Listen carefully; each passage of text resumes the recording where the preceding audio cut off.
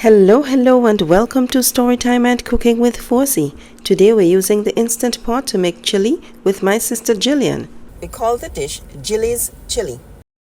Turn on the Instant Pot and place it on the saute setting. Add a little bit of oil to the Instant Pot and allow it to get hot. Add the ground beef. Allow it to brown slightly, stirring to break up the meat. Meanwhile, we're going to dice the onions and crush the garlic. I was going to help with the onions, but my sister claims she does it better, so. The ground beef is now slightly brown.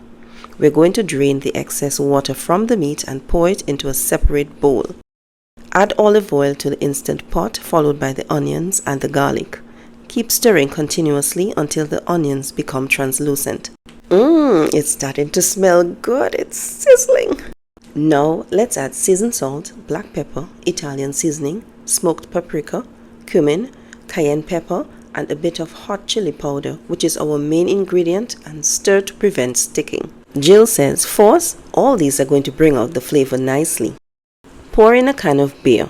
The alcohol is going to burn off and you will be left with a nice earth undertone.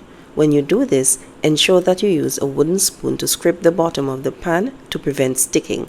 If not, the Instant Pot will give you an error message.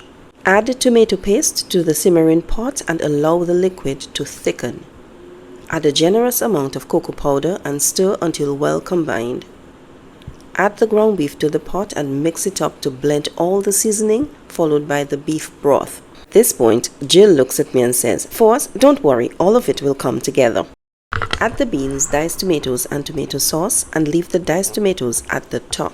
Add the red pepper flakes. This can also be added later to taste, then cover the IP or Instant Pot. At this point, we cancel the saute option and switch to the pressure cook feature and set the time to 18 minutes, 1-8. After that, cancel the pressure cook feature and select the keep warm feature. Release the pressure, stir the IP, and add seasoning to taste along with more seasoned salt. Turn on the Instant Pot to the saute feature for a few minutes until the pot simmers. Then add the brown sugar and stir until it dissolves.